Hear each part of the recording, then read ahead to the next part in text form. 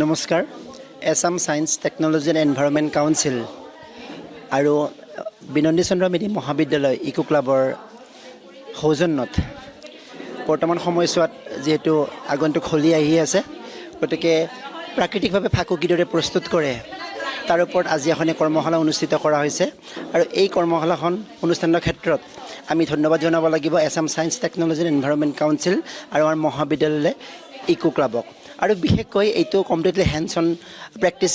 programme আচলতে ইয়াতে কিদৰে প্ৰাকৃতিকভাৱে বিভিন্ন ধৰণৰ সামগ্ৰী যিদৰে আমি পাওঁ মানে আমাৰ গ্ৰাম্য অঞ্চলত বিশেষকৈ সহজলভ্য বিট তাৰপৰা পালেং শাক তাৰ উপৰিও গাজৰ কৰ্ণফ্ল'ৰ তাৰপিছত বেচন আদিৰ দ্বাৰা কিদৰে সুন্দৰ সুগন্ধিযুক্ত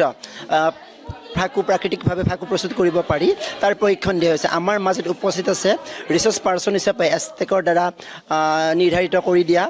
জৰ্ণা কলিতা বাইদেউ আৰু আছে জয়শ্ৰী বৰ্মন তেখেত দুয়োগৰাকীয়ে অতি সুন্দৰভাৱে প্ৰাকৃতিকভাৱে ফাকু ৰংগোলী মেকিং আদিৰ ওপৰত হেণ্ডছ অন প্ৰেক্টিছ দিছে আমি মহাবিদ্যালয়ৰ তৰফৰ পৰা সঁচাকৈ ধন্যবাদ জ্ঞাপন কৰিছোঁ এনেকুৱা ধৰণে হেণ্ডছ অন প্ৰেক্টিছ দিয়াৰ কাৰণে কাৰণ আমি সকলোৱে জানো ফাকু বুলি ক'লে এতিয়া ফাকুৰ যি মাদকতা সেইটো আমি আচলতে বৰ্তাই ৰাখিব লাগিব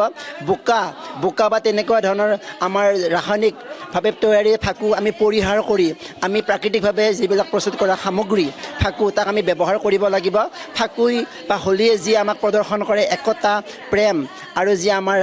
মানুহৰ মাজত থকা ভাতৃত্ববোধ সেইটো আমি সদায় ৰক্ষা কৰিব লাগিব আৰু একমাত্ৰ আমি পৰিৱেশৰ সজাগতাৰ কথা চিন্তা কৰিব লাগিব প্লাষ্টিক ফ্ৰী কৰিব লাগিব আমাৰ মহাবিদ্যালয়ৰ সমগ্ৰ অঞ্চল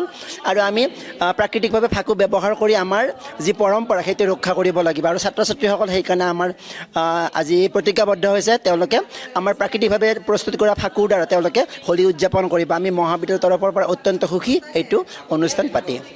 এনেকুৱা ধৰণৰ প্ৰগ্ৰেম আগতে হোৱা নাছিল আৰু কামৰূপ ডিষ্ট্ৰিক্টৰ ক্ষেত্ৰত আমাৰ বিনন্দী চন্দ্ৰ মেধিয়ে হৈছে একমাত্ৰ কলেজ যিখনক নেকি এষ্টেকে তেওঁলোকে আমাৰ যিটো প্ৰপ'জেল আছিলে সেই প্ৰপ'জেলটো একচেপ্ট কৰি এইখন ৱৰ্কশ্বপ পতাৰ কাৰণে তেওঁলোকে মানে অনুদান দিছে নৱপ্ৰজন্মক মই এইটোৱে ক'ম বিশেষকৈ যে যিখিনি বৰ্তমানৰ নৱপ্ৰজন্ম তেওঁলোকে আচলতে আধুনিকতাৰ ধামখুমীয়াত যিটো আমাৰ পৰম্পৰা সেইটো পাহৰি যায় গতিকে তেওঁলোকে আমাৰ বজাৰত যিবিলাক সামগ্ৰী পায় ফাকুৰ ক্ষেত্ৰত মই কৈছোঁ যে মেজান্তি হওক বা আমাৰ বিভিন্ন ধৰণৰ আমাৰ অক্সাইডযুক্ত যিবিলাক ফাকু যিবিলাকে নেকি আমাৰ স্কিনৰ বেমাৰ কৰে বা শ্বাস প্ৰশ্বাসজনিত বা চকুত বিভিন্ন ধৰণৰ দুৰাৰোগ্য ৰোগ সৃষ্টি কৰে তেনেকুৱা ধৰণৰ সামগ্ৰীবিলাক পালন কৰি আমি আচলতে পুনৰ পৰম্পৰাগত সামগ্ৰীবিলাকলৈ আমি আগবাঢ়ি যাব লাগিব সেইবিলাক ব্যৱহাৰ কৰি আমাৰ সুস্থ সবল সমাজ গঢ়াৰ লগতে নিজকো আমি ৰক্ষণাবেক্ষণ দিব লাগিব থেংক ইউ নমস্কাৰ আজি আমাৰ এষ্টেক আৰু ইকো ক্লাবৰ সহযোগত যি আমাৰ কলেজত বিনন্দী চন্দ্ৰ মেধি মহাবিদ্যালয়ত যি কৰ্মশালা অনুষ্ঠিত হৈছে সেইবাবে আমি যথেষ্ট উপকৃত হৈছোঁ আগতে শুনি আহিছিলোঁ প্ৰাকৃতিক ফাকুৱাৰ কথা কিন্তু আজি আমি প্ৰত্যক্ষভাৱে লক্ষ্য কৰিলোঁ যে কেনেধৰণে আমি প্ৰাকৃতিকভাৱে পালেং শাক গাজৰ বিট আমি কেনেধৰণে এইবিলাক প্ৰাকৃতিকভাৱে পোৱা বস্তু লৈ আমি কেনেকুৱাকৈ ফাকুৱা প্ৰস্তুত কৰিব পাৰোঁ আজি আমি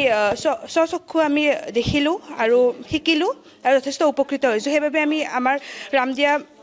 বিনন্দী চন্দ্ৰ মেধি মহাবিদ্যালয়ৰ অধ্যক্ষ ছাৰক ধন্যবাদ জনাইছোঁ আমি আমাৰ কলেজত এই এটা পদক্ষেপ লোৱাৰ বাবে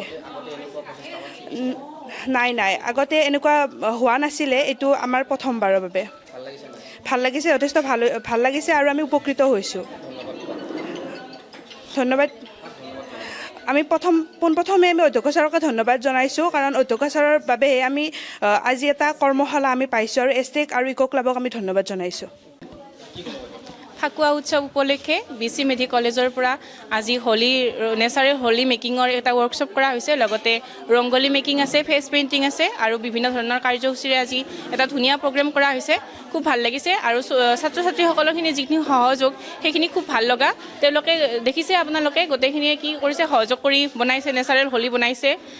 ভাল লাগিছে আৰু তেওঁলোকে কৈছে যে কি নেক্সট ইয়াৰ তেওঁলোকে নিজেই ব্যৱসায় আৰম্ভ কৰিম বুলি কৈছে আচলতে আজিৰ যিহেতু চৰকাৰে আত্মনিৰ্ভৰশীলতাৰ ওপৰত কথা কয় বিভিন্ন পদক্ষেপ লৈছে এইটো আচলতে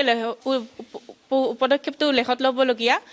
তেওঁলোকে আশা কৰোঁ তেওঁলোকে এইবিলাক যাতে নেক্সট কম্পিটিশ্যনতো জইন কৰে আৰু নেচাৰেল হোলী বনাই তেওঁলোকে এখন